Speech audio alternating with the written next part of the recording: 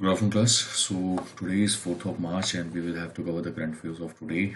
The first news is related to the ICMR trial that have been conducted of the phase 3 trial of the Bharat Biotech medicine. It has been found that the efficacy is near about 80% or round off you can do it for 81%. When we talk about other vaccines that are available in the same category, then we can see Pfizer, BioNTech, Moderna and Oxford all having higher amount of efficacy as compared to the vaccine that was developed by Bharat Biotech.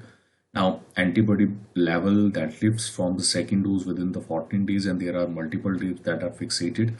Now, the two doses, when they are given 12 weeks apart, then these are the results that we are currently having for the Oxford AstraZeneca. Now, this is the only vaccine that is given beyond 12 weeks. So you must understand that 12 weeks is a huge number of, you can specifically say that it is approximately 3 months apart the two doses that are being given in the case of Oxford. Okay, so I hope this is clear. The interim analysis, although it is good, but it is still less. But 85% effective it is, so we will have to see how better the people would be by taking this particular vaccine. If 80% is the efficacy, that is too long, smaller efficacy for India, because still there will be 21 crore people who will be left at the virtual risk of having COVID, and this particular COVID may be replicating into different strain that may pose certain other problem for the scientists. So I hope this is clear. US think tank report classify India as partly free. Now there are three things that they have given. Now this is a Freedom House that is situated as or working as an independent body in USA. They have said that India have scored 67 out of the 100. That is the total marks that they have gotten.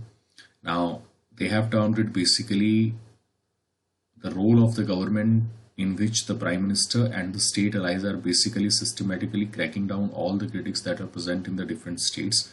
It is a Hindu nationalist movement and they are working right now for scapegoating of the Muslims for various things that are happening within the country. And the one example that they have cited is the scapegoating of the Muslims has been done in the case of the Jamaat case, where a lot of people were actually existing, and these lot of people were basically the super spreader in the initial phases of the virus in India. So they were scapegoating, and therefore we can see that the freedom in India has been partly, earlier it was free, but now it is partly free. So we have descended down one level from the previous level as we were earlier. The next one is the voicing dissent against government is not sedition. Again, Supreme Court have to come in and uphold the rule of law. And they have said that if there is a dissent of any kind on the decision, for example, the decision to remove the Article 370 of the Constitution, the Supreme Court have upheld it, that the cases that are forward against Mr. Farooq Abdullah for any kind of thing or any kind of statement that he have made when the Article 370 was taken away need not to be taken into the term of sedition. They are dissenting from a person or citizen of country may not agree with what the government is doing, and that does not amount to sedition in any kind. So they have the petitioner who have filed the cases of not supporting or the statement that Farooq Abdullah have made during the Article 370 has been closed, and he has been acquitted from all the charges, and the petition has been dismissed. So I think that is also true. The government should not do it. In my opinion, the freedom of the expression has already been the freedom of the expression was desired by the forefathers, and that is the biggest gift that we have given for ourselves. The next one is the wildfire rages in Simlipal. Now it is a home to flora and fauna. You must remember where Simlipal is located. Simlipal is located in the state of Odisha, and in the state of Odisha, this particular wildfire is razing the forest, and various things are getting destroyed. Now there are melanistic tigers who are existing over there. So melanistic tigers, I think you already know what we call them. Now there are 1200 field staff and 205 watchers who are basically working day in and day out, and 245 bros are also existing over there. They are basically working together in helping to put off the fire, but they are not able to basically prevent it. So these are some of the things that should be known. Okay, further moving on, the next one is the sustaining the drive. Now this is the enthusiasm for the vaccine. Already we have seen that there was a slight decline with respect to the enthusiasm, and there were three things that were listed. The one is misinformation, the second one is suspicion, and the third one is the scientific data. These were the three reasons that were listed earlier with respect to the doctors not coming forward for the second doses. Almost only one third of the doctors and the healthcare workers have reported for the second dose of the vaccine.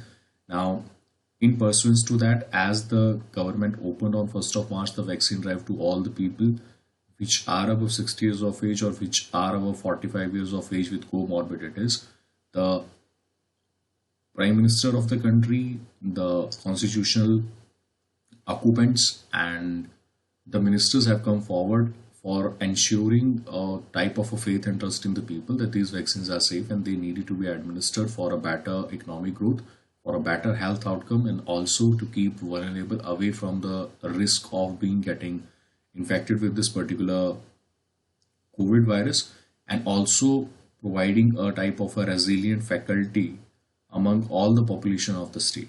So that's why it has happened. But now the article suggests that the enthusiasm that is currently ripening in the people needed to be maintained over the time. The decision of the government to basically allow 24/7 administration or the inculcation of the vaccine is a welcome move, because this will further try to enhance and all the private hospital as they are included, so that have provided a leeway to all the people, an option to all the people. If they do not want to go to the government hospital, they can seek the vaccination in the private hospital by paying a sum of 250 rupees. The registration is also made flexible. You can register on the mobile phone, the app that is being provided. There are certain glitches that are currently going. They have been suggested that they should be removed if there is a smooth transitions of registration and the application or administration of the vaccine. Furthermore, there are other things that are needed to be considered, that the misinformation, disinformation should not be spread by any of the people in the society, because there are a lot of things that are currently happening, a lot of rumors are going away. Now people should not believe either whatever the people other people are saying, because the scientists have philosophy. They have already calculated the risks that are associated with it. The conditions that are currently happening with the one particular person should not be extended in tandem to all the people who are getting infected, who are going to take the medicine and not going to take the medicine. So everybody should be basically motivated to come to the centers, have the vaccine administered. If the herd immunity is achieved, India will be safer for the longer run in the economic prospects also and in the health prospects also. So I hope this is clear. The next one is the rape and marriage. Now, there is nothing in this particular article, but the question that whether marital rape will be amounting to rape or not is the one question that has been asked by the Chief Justice of India, Sharad Arvind Bobde. He was asking this particular question. There were two cases actually, and these two cases are not related to one another. The first case was of a minor girl at the time when she was raped. Now she have grown up. The person who is in the government services has been asked, just for the record that the Supreme Court want to clear it, that whether he will be willing to marry that particular person who have been raped by that particular same person during the time when she was in high school. Now that is a pretty mean thing to say, but please understand this is only a reference that the Supreme Court have made. If you read the whole news, the Supreme Court have only asked for it. They have not forced it. They only want to uh, provide it a conclusion that this particular wording have come from you, that you will not marry her, and we are not asking you to marry her, we are not forcing you to marry her, or we are not even suggesting you to marry her. We just want your opinion so that it could be clear on the paper. However, this has been blown out of context, that Supreme Court not even should ask such questions. The consent of the people, the Supreme Court had twin responsibility. I think you understand. On one hand, hearing all the parties, on another hand, delivering the justice. Although the important question that the Supreme Court have asked is, can the brutal sex among the marital relation could be termed as a grounds for rape? Now, there are a lot of things that are currently happening in the personal bedroom of the people, and as the time have changed, so the expectations and the things have also changed with time. Now, that have created a lot of problem with respect to the definition of the rape in the bedroom, because when it is about intercourse between two people, the expectations, the things that are happening in the bedroom could turn into very drastic in a very short span of time. Recently, we have seen, because of uh,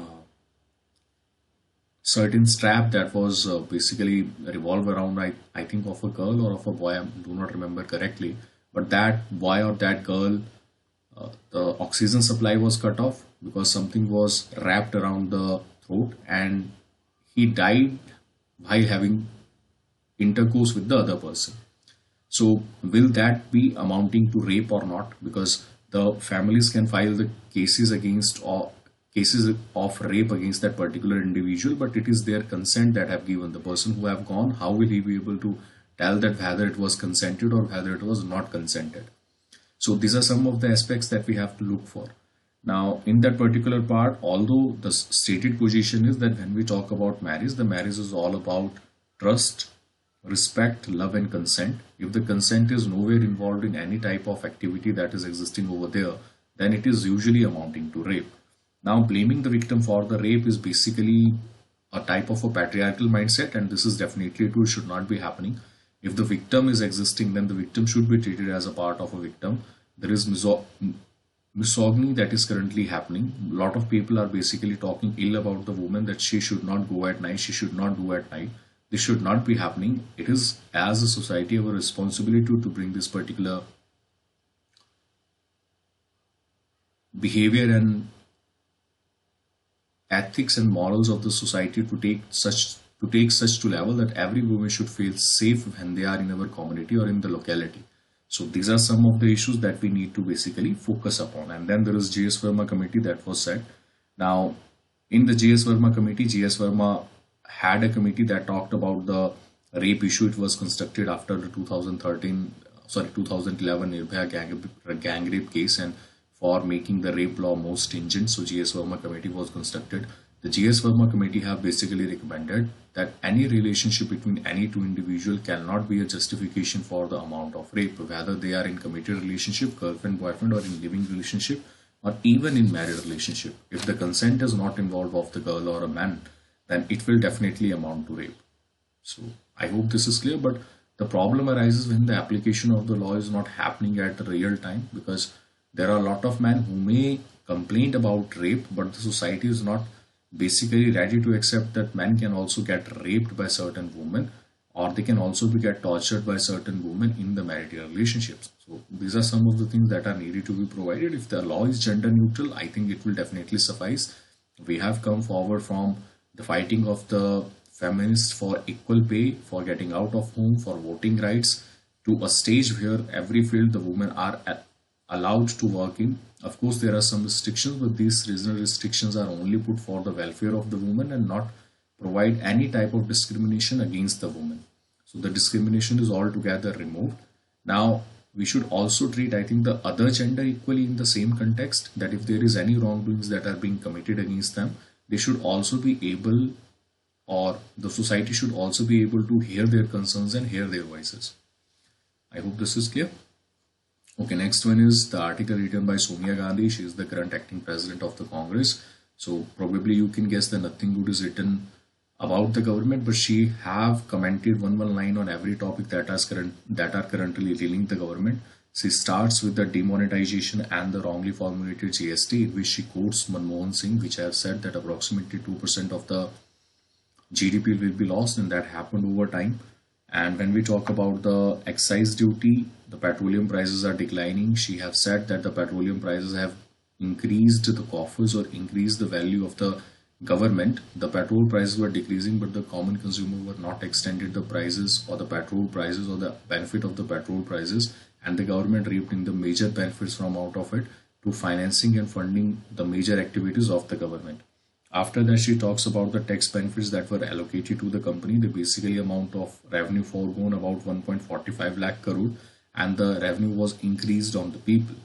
Then there is pandemic used as excuse by the Modi government, and therefore they have said that now the PSUs will be sold. Now, with respect to the PSUs, she have suggested two problems. She have suggested that right now they are in a type of a distress sale, so definitely they will not give you good money. Secondly, PSUs are the great leverers of the societal conditions in the economy. So if public sector units are existing and in which the government share is beyond 51%, then the reservation to SC, ST and OBC are needed to be provided, and that is provided on the basis of the quota that is suggested in the constitution. But as they will go away, so these social differences will emerge more in the society, and the people from the backward community will not be able to fetch jobs. Furthermore than that, the PSUs were generally installed in the rural areas, which ensured the growth of the growth of the rural areas, and also enhanced and paved the way for the rural development that is going to be currently missing now. And then there is NPA. She talk about NPA that there are Yes Bank crisis, there are PMC Bank crisis, Punjab and Maharashtra Cooperative Bank crisis. So everything is currently going on. Recently, the RBI have taken a power to basically do away with the board or the member that are provided in the cooperative bank, so that any form of things that may exist in that could be termed that could be prevented if there is any form of NP or mismanagement. Now, after that, there is ownership by the banks, by the corporates that is needed to be taken care of, and there is PSU calibration that is currently existing over there. If you need to fetch good prices, there is a distinction that you need to put on the core sector and the non-core sector. The core sector are those activities in which the government should not do away with. They should directly be responsible for this core sector, and non-core sectors are those where the government should not be focusing directly and should stay away for a certain time from these particular sectors. So I hope this is clear. The next one is the despite arbitration, tug of war, mutual settlement is the key. Now, this is a case with respect to the two cases that happened in India. One is the Vodafone case, one is the Karen case. I hope you remember the Permanent Court of Arbitration situated at Hague have said basically India to pay 9,000 crore for the breach of agreement that India have done with respect to the retrospective tax that they have implemented in 2011. So what is the Vodafone and the Karen case was? There were two cases. They were included within the two countries in the bilateral investment treaty, and under the bilateral investment treaty, if any of the country have violated it, the other country have a right to basically go to any form of arbitration form, and the arbitration form is mandatory. These are the provisions of the bilateral investment treaty. Now, bilateral investment treaty also provided some of the features. For example, when the foreign company is coming in, it will be treated on par with the domestic companies. The tax structure will be same, and unilateral changing of the decisions and the facilities will not be happening. Now, what happened in 2011 that the income tax official or the government of India have moved for a retrospective tax. Retrospective is a type of a tax that is imposed on the things that were done previously on Vodafone and Karen. Now, on Vodafone and Karen, the situation is also different. In the case of Vodafone, only the tax penalty was there. So there was an award that is needed to be provided, and only the tax was lost. The government has only recovered the tax. They were refunded back, or it will be refunded back. It is still pending. We do not know what the government of India will do. The second one is the Karen case that is more prominent. The Karen have basically been awarded an award of approximately 27,900 crore that is needed to be paid by the Indian government. Now, apart from that, the Indian government that the mistakes that they have made for recovering the taxes, they have gone ahead with the seizures. They have sold the shares. They have froze the accounts of the Karen Energy that were existing in the state of India, which have posed risk on all the business and damaged the reputation of that particular Karen Energy. Now, in that particular part, there are other things that are needed to be considered, that the award that they were asked was not according to the calculation of the Karen Affair Award. So they filed a case in the arbitration, and for arbitration that have provided them approximately that the Indian government need to pay a compensation of 27,900 crore. Now, this compensation was challenged by India and definitely going to be challenged by India, but the problem lies that now the Karen Energy is going to file a case in United States of America in taking away the assets of Indian businessmen over there or the Indian state over there for the recovery of the losses that they have recovered, because the Indian government is not paying the taxes. Now, all these things aside, Mrs. Loya or Miss Loya wants to basically say that although there are disagreements between these two particular issues and the companies and the state, but they all want to conduct business, so they do not want to basically damage their relationship with any of the government of the world.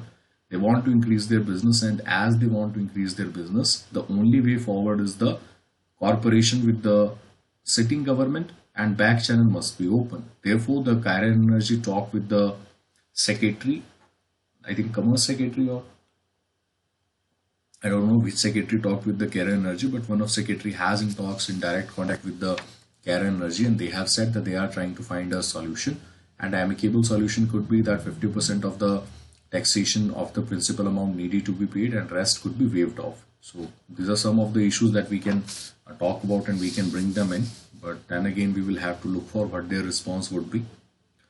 The next one is the preserving with our Martian fantasies. Sorry, persevering with our Martian fantasies. Persevering that we want to pursue something like that. Okay. Now, I hope you remember the Perseverance rover is currently have landed over in Jezero crater, and there are multiple things that are in talks with the Martian atmosphere. Now, it has been suggested for years now that the canals are found on the Mars. Now, earlier they were said that they were uh, maybe because of the glaciers, but now it is said that they are because of the running water, the canals that were formed. Now, the question is, can this Mars act as a backup planet? And the interviews are also looking for it. Furthermore, when the research was conducted, there were existence of the rock clay, which indicated that there was a presence of uh, water over there. Now, if there is a presence of water, can there be presence of carbon? Now, with respect to carbon, if the carbon is present, then the biomolecules must also exist, because most of the times when we talk about carbon is always existing in some human being up to some level, which is the major building block of the uh, human life or the life that is currently existing on the planet. Apart from that, there are two things the Perseverance rover will do. It will take samples to basically ascertain that whether there is life that is existing, because on surface we are not able to find life on any of the Mars planet, but we have found traces of certain water that is flowing. Now, there are two philosophies to the water.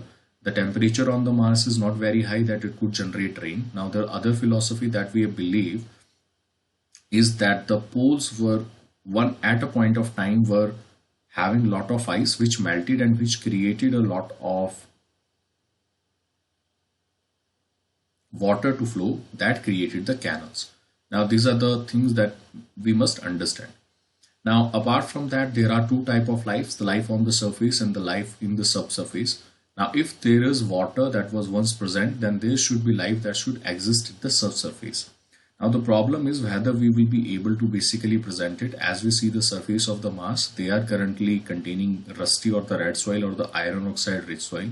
That is the indicator of the lateritic soil basically found in the tropical region. So there may be rain generally that could be found on that particular region. That is the second theory of the rainfall. One is the pole theory, second is the rainfall theory. Once upon a time there was a heavy rainfall. Now, why this heavy rainfall have occurred?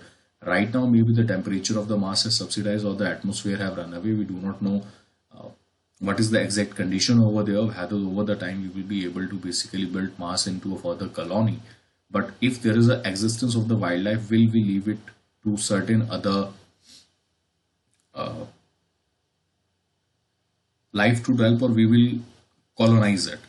So if the life on Mars exists, then there may be other planets in the galaxy that will ascertain, because it is still a mystery that whether there are any other alien that are existing in the earth who are much more advanced than us or they are equally advanced to us. So we will again have to wait that what we will be able to find basically on the other galaxies or on other planets. But Mars holds the key. Once the samples will be out, we will be able to know that whether there exists life on surface or on subsurface. The next one is the perils facing Britain. Now, this is a very simple written article. You should only remember three things. When the Industrial Revolution started in Britain, there were three things that were outsourced by Britain. That was land, energy, and power. So both of these three things were basically coming from outside of Britain. The land, basically, what does we mean by land and the coastland, the expression that he have used? He have used that Britain does not have enough land basically to cultivate all form of agriculture activities and produce all form of raw materials that the industries needed over there. So what happened over time that they outsourced these particular things to colonies such as India, to colonies such as America, from where the raw material was coming and their needs was taken care of. When the decolonization happened, the needs were taken care of by the major granaries that were located in Europe, and therefore the food was taken care of. With respect to the other part, there is land, energy and power.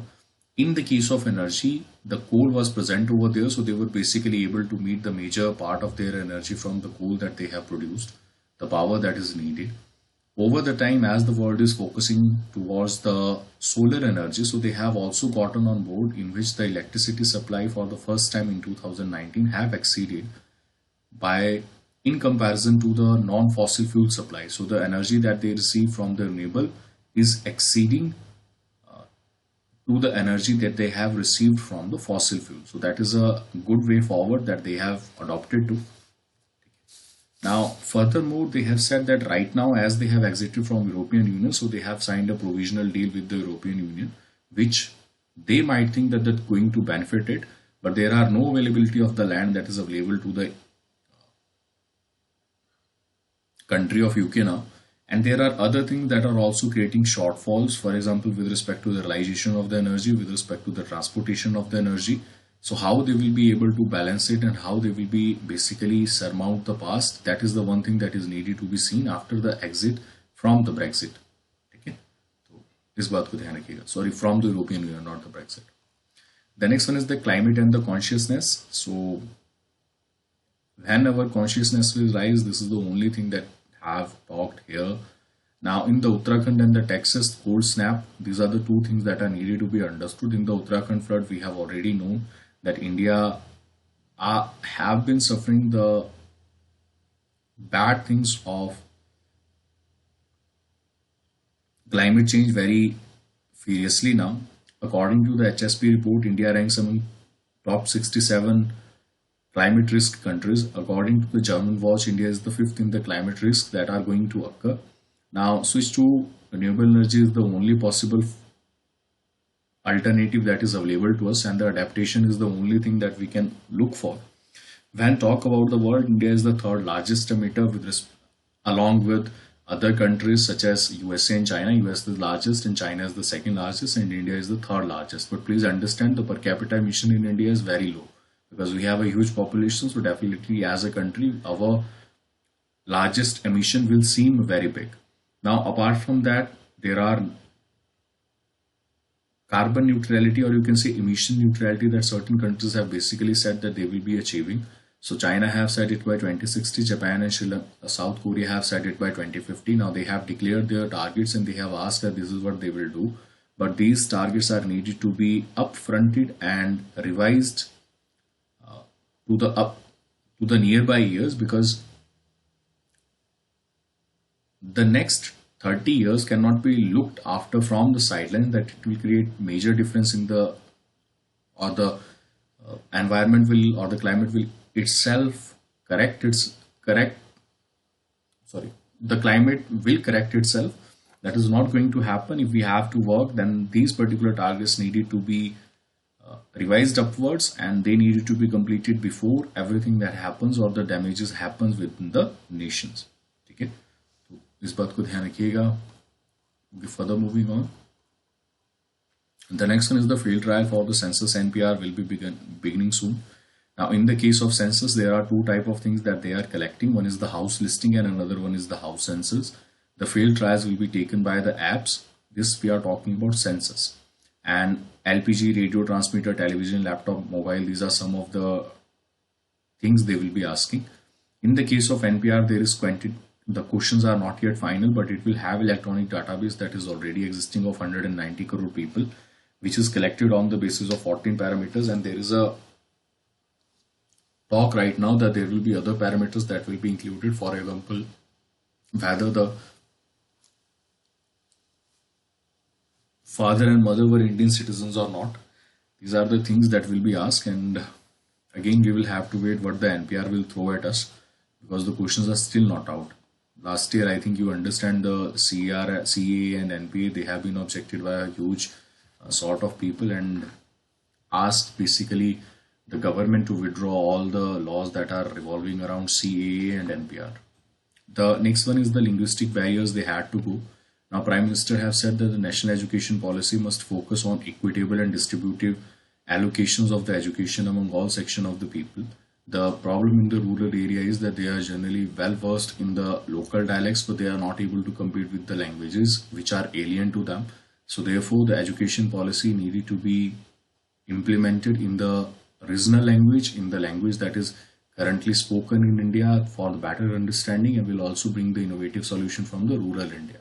Now, that is a welcome policy that up to year 5, everything will be taught in linguistic terms, and there are also plans to basically change the core subjects. For example, if you study most of the graduation, they are generally in the English language.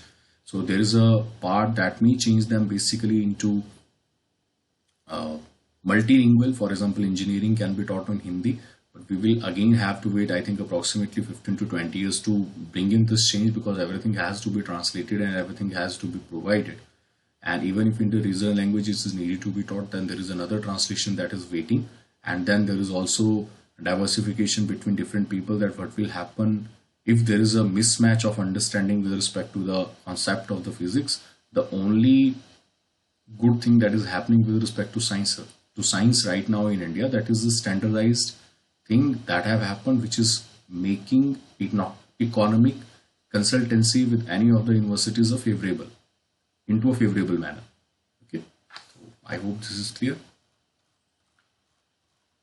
Further moving on, the next news is India aircraft take part in Sri Lanka event. I hope you remember already, we have talked about this.